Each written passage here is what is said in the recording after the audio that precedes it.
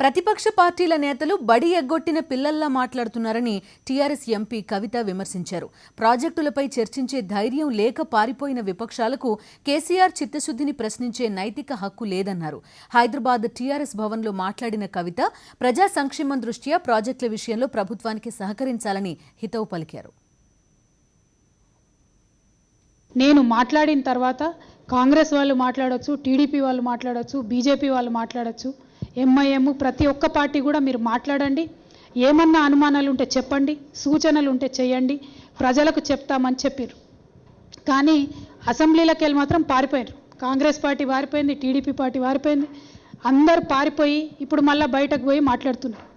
ఇది ఎట్లా ఉన్నదంటే పరీక్షలకు ప్రిపేర్ కానటువంటి స్టూడెంట్స్ కొంతమంది ఉంటారు.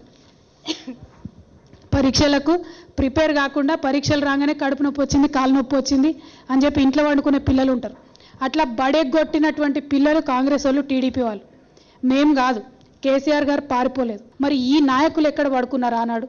మీ జిల్లా ప్రాజెక్టులే, మీ తెలుగుదేశం పార్టీకి సంబంధించినటువంటి నాయకులే, రాయలసీమ నాయకులు బాంబులు పెట్టి ప్రాజెక్టులను పేలుస్తుంటే మీరు ఏం చేసిండ్రు ఆనాడు? ఆనాడు మాట్లాడకుండా ఇవాళ ఎందుకు మాట్లాడుతున్నారు?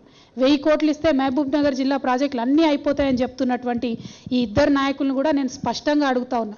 మీ జిల్లా ప్రాజెక్టులు పడకేసినప్పుడు, చంద్రబాబు నాయుడు గారి హయాంలో ₹1 కూడా ఆ ప్రాజెక్టులకు ఇయ్యనప్పుడు పదవులు అనుభవించినటువంటి మీరు ఇవాళ మళ్ళా ఏ ముఖం పెట్టుకొని కేసీఆర్ గారిని విమర్శిస్తున్నారని చెప్పి మేము సూటిగా మిమ్మల్ని ప్రశ్నిస్తూ ఉన్నాం.